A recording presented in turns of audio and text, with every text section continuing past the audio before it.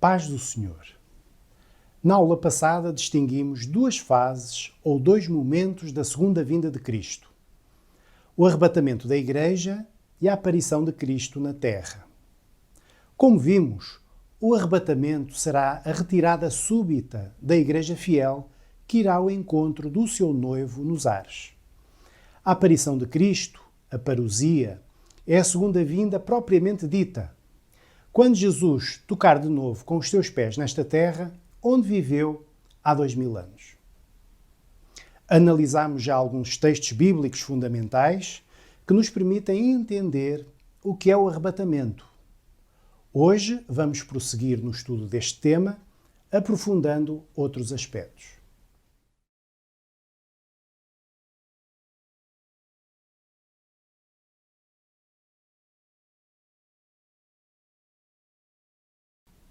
O primeiro ponto que queremos focar é a relação do arrebatamento com a grande tribulação.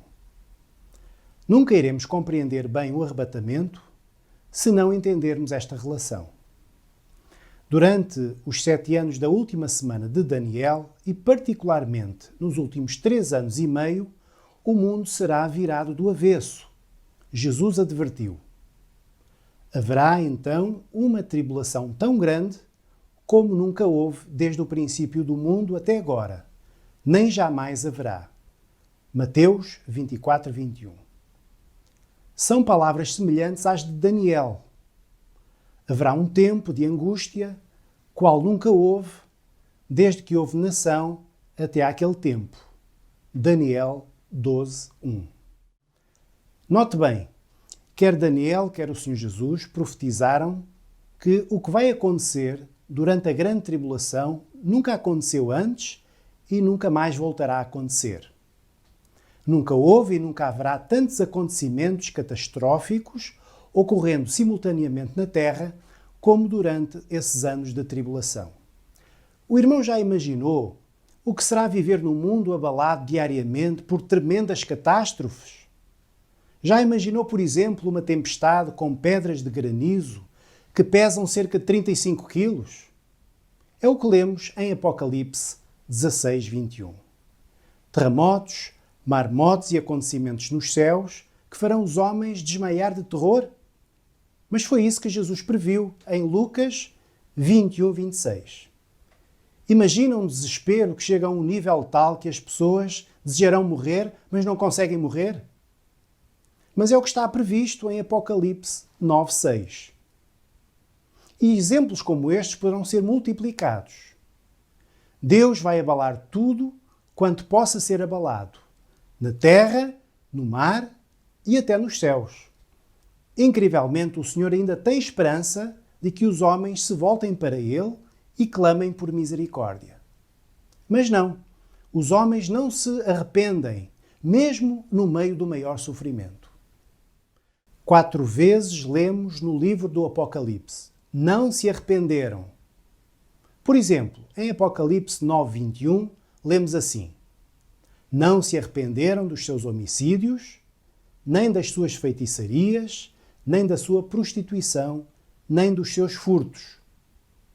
A par dessas catástrofes, que incluem guerras nucleares, epidemias incontroláveis, falta de alimento, tsunamis, terremotos, água contaminada, etc., a par de tudo isto, haverá uma terrível ausência, um tremendo vazio espiritual. A Igreja já não estará mais na Terra. O Espírito Santo já não operará nesses dias como opera hoje. Se alguém quiser ir a uma igreja para ouvir uma palavra de conforto, ou um hino de louvor, ou um ensinamento bíblico, não vai achar. Acontecerá o que Amós previu. Eis que vêm os dias, diz o Senhor Deus, em que enviarei fome sobre a terra, não fome de pão, nem sede de água, mas de ouvir as palavras do Senhor. Amós 8, 11. É o tempo da ira de Deus sobre o mundo. Um mundo onde reina a impiedade, a adoração de falsos deuses e a prática das maiores abominações. Há quem hoje pergunte: será que Deus não vê o que se está a passar no mundo? Será que Ele não intervém? Sim, Deus vê e vai intervir. Só que agora ainda não é tempo. Ainda vivemos o tempo da paciência de Deus. Mas quando esse tempo acabar, começará a manifestação da ira de Deus. O anjo do Senhor, ao ver o que vai acontecer, clama: ai, ai, ai, dos que habitam sobre a terra. Apocalipse 8:13. A grande tribulação, a última semana da profecia de Daniel, será um tempo de manifestação da justa e santa ira de Deus sobre esta sociedade. Se entendermos o quão terrível será essa grande tribulação, podemos perguntar: será que o Senhor irá permitir que a sua igreja, a sua noiva amada, sofresse a ira de Deus? Deus está irado com a sua igreja fiel? A resposta que a Bíblia dá é muito clara: não. Por isso, antes que venha a ira, o Senhor vai mostrar o seu amor pela noiva de Cristo. A igreja será tirada da terra antes da grande tribulação. Paulo explica porquê. Porque Deus não nos destinou para a ira, mas para alcançarmos a salvação por nosso Senhor Jesus Cristo. 1 Tessalonicenses 5:9. É interessante notar que no Velho Testamento encontramos alguns exemplos que ilustram o arrebatamento. Enoque foi arrebatado antes do dilúvio. Ló e a família foram retirados à última hora de Sodoma, antes de Deus consumir a cidade pelo fogo.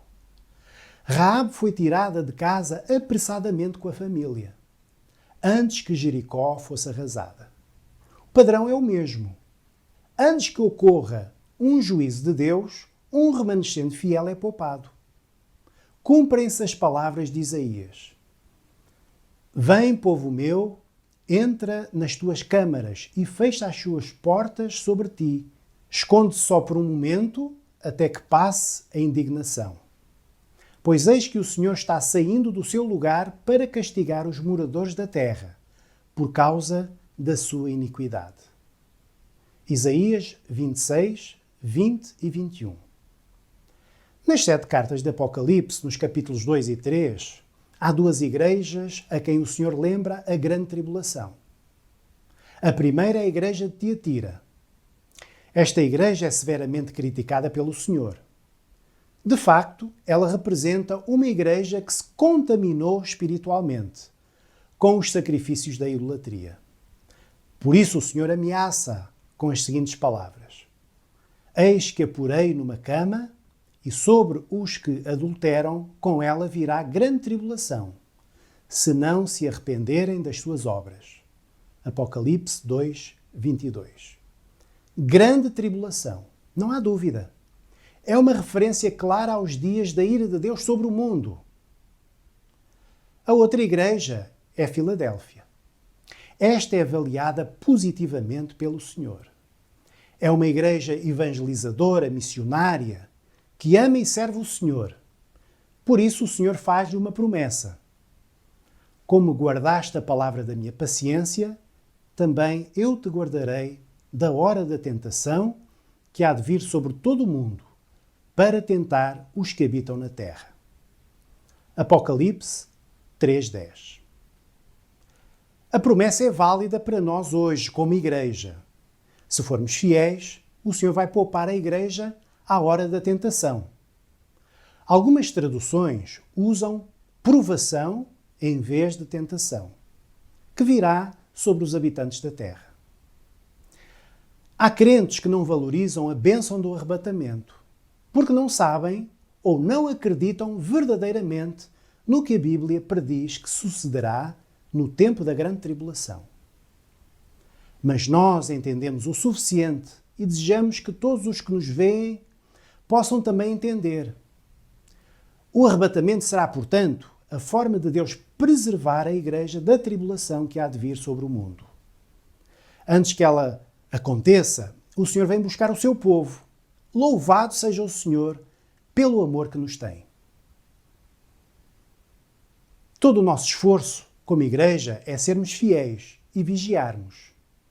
Jesus disse: vigiai, pois, em todo o tempo, orando para que possais escapar de todas estas coisas que hão de acontecer e estar em pé na presença do Filho do Homem. Lucas 21:36. A nossa luta é esta: vigiar, não voltar atrás, não arrefecer na fé. Se vencermos, a recompensa será grande. Seremos arrebatados antes que venha o terrível dia da ira de Deus. Que o Senhor nos ajude para estarmos preparados para este grande dia.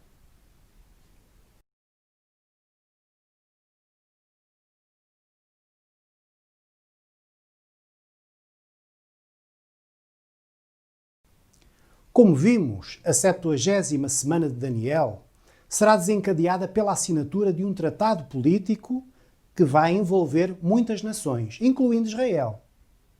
Isso pressupõe uma coisa simples. Para participar desse acordo, Israel tem de existir como nação. Às vezes esquecemos disto. Só a partir de 1948, há menos de 70 anos, é que se tornou possível o cumprimento desta profecia. Pela simples razão de que antes de 1948, durante séculos, Israel não existiu como nação independente. A existência do Estado de Israel é para nós hoje um facto banal. Esquecemos que durante quase 2000 anos, Israel como Estado não existia, não tinha pátria nem terra. Então, este é um sinal extraordinário para a Igreja e para o mundo inteiro: o regresso de Israel à sua terra. Não há acontecimento profético mais importante do que este, desde os dias da destruição de Jerusalém, no ano 70, pelos romanos. No calendário de Deus, qual o acontecimento profético de grande dimensão que se segue ao retorno de Israel à sua terra? Só pode ser o arrebatamento. Isto é, a qualquer instante, embora ninguém possa saber o dia e a hora exatos, o Senhor Jesus pode vir arrebatar a sua Igreja. O renascimento do Estado de Israel é, sem dúvida, um grande sinal de que a Igreja poderá ser arrebatada a qualquer instante. Porquê? Porque Deus vai completar o que ainda ficou por fazer com o seu povo de Israel. Em breve vai iniciar-se a última das semanas de Daniel. Perguntamos: há algum outro sinal profético, além deste, que assinale a iminência do arrebatamento? Sim, há. Não é um acontecimento propriamente dito, que se pode datar e localizar. É algo mais difuso, é uma mentalidade que se instala no interior da Igreja de Cristo. É a apostasia, que Paulo refere em 2 aos Tessalonicenses 2, 1 a 12. É sobre a apostasia que iremos falar a seguir. Antes de mais, o que é a apostasia? De modo muito simples, a apostasia é o afastamento da verdade, é o desvio da fé, o abandono da pureza da palavra de Deus. A apostasia é um sinal muito especial porque diz respeito exclusivamente à Igreja. Só a Igreja é capaz de o discernir e a sua intensificação indica que o arrebatamento está muito próximo. Vejamos o texto de Paulo. Escreve o apóstolo: ninguém de modo algum vos engane, porque isto, referindo-se ao arrebatamento, não sucederá sem que venha primeiro a apostasia. A apostasia é uma operação maligna que usa o engano para destruir a fé. No Éden, o primeiro ataque da serpente foi questionar e adulterar o que Deus tinha falado. É assim que Deus disse? A partir daí, a mistura de verdade com erros gerou uma confusão tal na mente de Eva e Adão que se tornou fácil conduzi-los à desobediência. O Senhor Jesus, no seu sermão profético, referiu-se à operação do engano como um sinal do fim dos tempos. Os discípulos perguntaram-lhe: dize-nos, quando sucederão essas coisas e que sinal haverá quando todas elas estiverem para se cumprir? Marcos 13, 4. Se alguém perguntasse ao irmão: que sinais há de que o dia do Senhor está perto? O que responderia? Talvez falasse de guerras, terremotos ou mesmo de Israel. Mas sabe qual é o primeiro sinal que Jesus apresentou? Foi a operação do erro, o engano. De facto, Jesus falou de guerras, terremotos e outros sinais, mas falou 4 vezes mais do perigo de os fiéis serem enganados. Então Jesus começou a dizer-lhes: acautelai-vos, ninguém vos engane. Marcos 13, 4 a 6. A apostasia não é uma coisa nova. Desde o início da história da Igreja começaram a surgir falsas doutrinas, falsos profetas e falsos cristos. O apóstolo João fala dessa apostasia que desde cedo se manifestou na Igreja. Filhinhos, esta é a última hora. E conforme ouvistes que vem o anticristo, já muitos anticristos se têm levantado, por onde conhecemos que é a última hora. Saíram dentre nós, mas não eram dos nossos. 1 de João 2, 18 e 19. Neste texto, João caracteriza 3 aspectos da apostasia. Em primeiro lugar, diz que há muitos anticristos, no plural. Isto é importante. É certo que haverá um anticristo final, uma pessoa, mas antes dele haverá muitos anticristos. Não terão a projeção e o impacto do último, o anticristo que o Senhor destruirá na sua vinda, mas serão igualmente instrumentos de Satanás para trazer erro e confusão para dentro da Igreja. Já no tempo de João havia muitos anticristos. Imagine hoje. Por isso precisamos de ter muito discernimento. Anti não quer dizer apenas ser contra. Também significa em vez de. Os anticristos apresentam um Cristo falso em vez do verdadeiro. Em segundo lugar, João diz: por onde conhecemos que é a última hora. Isto é, a apostasia é um sinal de que o fim está próximo. Nos nossos dias, nas últimas décadas em particular, as heresias de facto têm-se multiplicado no seio da Igreja de forma assustadora. Em terceiro lugar, João acrescenta um detalhe a que temos de prestar muita atenção. Saíram dentre nós, mas não eram dos nossos. Vamos parar aqui para refletir um pouco. O que significa isto? Saíram dentre nós. Só pode significar uma coisa. A apostasia é um movimento que surge não no exterior, mas no interior da própria Igreja. Os agentes dessa apostasia são supostamente membros do corpo de Cristo. Historicamente, os desvios da verdade começaram logo nos primeiros séculos com a negação de doutrinas fundamentais da fé, relacionadas, por exemplo, com a plena divindade e plena humanidade de Jesus, ou com a Trindade.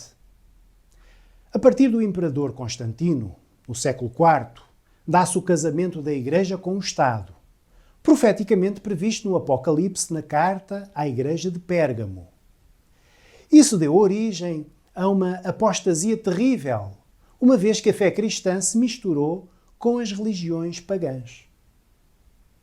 Da luta pelo poder emergiu a Igreja de Roma, que ao longo da Idade Média desenvolveu heresias que afastaram definitivamente essa Igreja da Palavra de Deus até hoje. A Reforma Protestante do século XVI colocou de novo a Bíblia no centro da fé, mas o racionalismo começou a entrar nas igrejas e de novo surgiram contestações aos fundamentos da fé. Muitos chamados protestantes deixaram de crer que a Bíblia é a palavra de Deus, que Jesus é Deus, que Jesus ressuscitou, que Deus faz milagres, etc. Ao mesmo tempo, entraram no caminho do ecumenismo, estabelecendo o diálogo interreligioso em busca de uma suposta unidade de fé. Surgiram também seitas que estão hoje disseminadas por todo o mundo, como as Testemunhas de Jeová e os Mórmons. Estas e outras seitas baseiam-se na Bíblia, mas acrescentam outras supostas revelações que, como é evidente, contradizem e acabam por destruir a revelação das Escrituras. Os irmãos estão a ver. A apostasia sempre existiu. Jesus disse que o inimigo iria semear joio no meio do trigo. E assim tem acontecido. O joio é parecido com o trigo, à primeira vista. Só quem entende é que distingue. E hoje? Bem, mantém-se o mesmo quadro. A Igreja Romana mantém as suas doutrinas semicristãs e semipagãs, em que se destaca a idolatria. Muitas igrejas protestantes adotaram a teologia dita liberal, que nega as grandes doutrinas da fé. E as seitas continuam aí. De vez em quando surge uma nova seita, propagando velhas heresias e conquistando pessoas simples, que não conhecem a palavra de Deus. Mas há nos nossos dias um elemento novo. Dentro da Igreja fiel, a Igreja que sempre creu na palavra de Deus, que crê na salvação de Jesus e até que tem o batismo com o Espírito Santo, começaram a surgir estranhas doutrinas e práticas. Estas doutrinas, infelizmente, têm conseguido afastar muitos servos do Senhor da verdade e da simplicidade do Evangelho. São ensinos muito sedutores e aparentemente bíblicos, e por isso se tornam muito perigosos. Lembre-se que anti significa em vez de. Basicamente, a apostasia faz uma troca de valores. Troca o espiritual pelo material. Troca o eterno pelo transitório. Troca o pão da vida pelo pão material. Dá lugar à razão, em lugar da revelação. Dá lugar à carne, em lugar do espírito. Por isso, quando os irmãos virem uma ênfase desproporcionada sobre as coisas materiais, por exemplo, já sabem que por detrás há uma operação de erro, ou novas e estranhas doutrinas, ou a busca incessante de sinais e experiências sobrenaturais.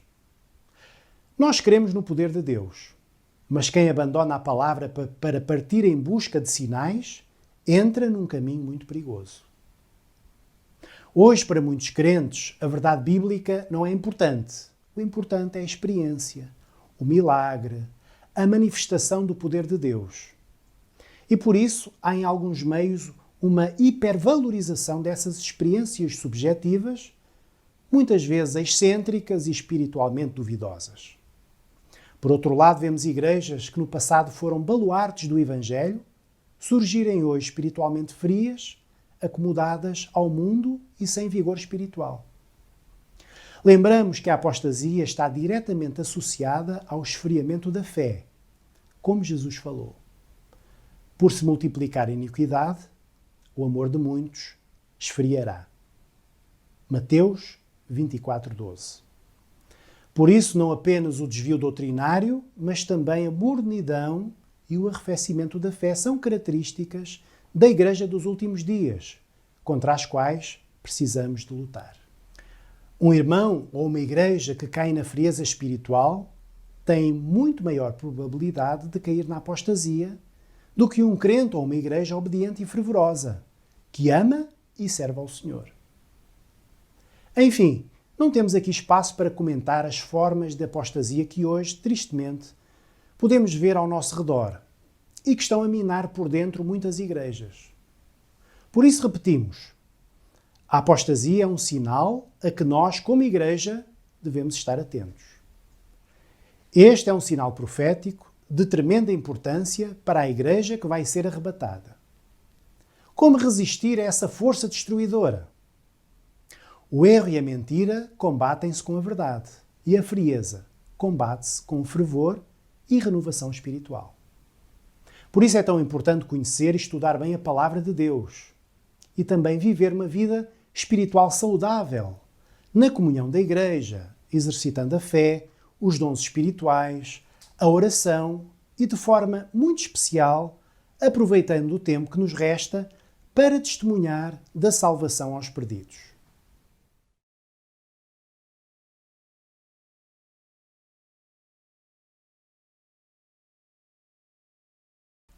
Concluindo, na aula de hoje falámos de dois tópicos: o arrebatamento, como um livramento da grande tribulação, e a apostasia, como sinal da iminência do arrebatamento.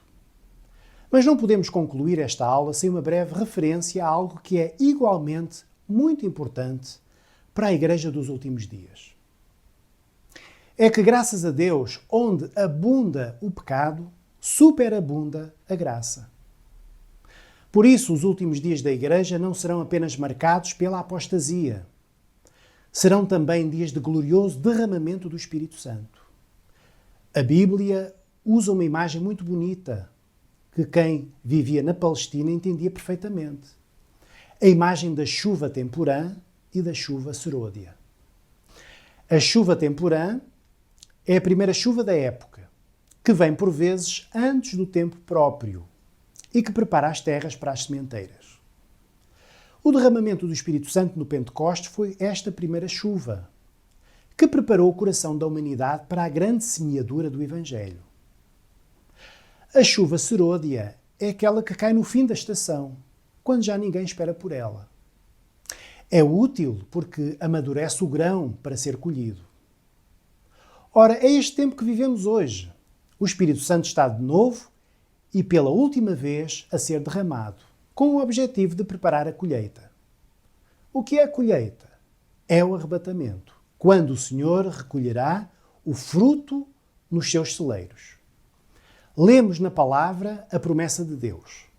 Então darei a chuva da vossa terra a seu tempo, a temporã e a serôdia, para que recolhais o vosso grão e o vosso mosto e o vosso azeite.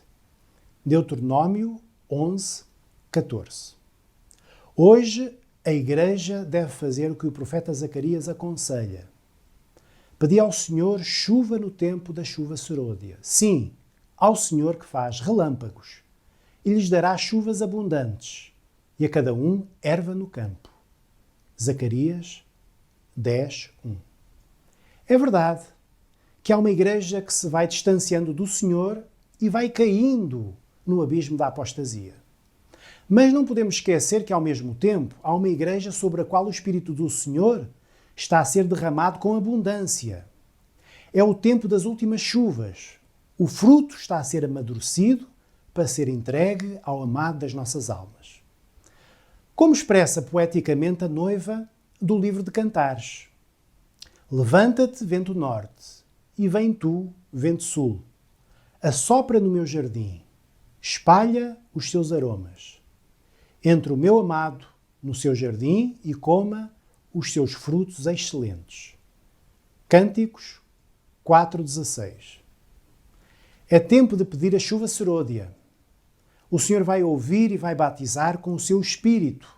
Vai conceder dons espirituais e assim amadurecer o fruto do Espírito em nós. Basta pedir e Ele ouvirá. A paz do Senhor. Maranata, o Senhor Jesus vem.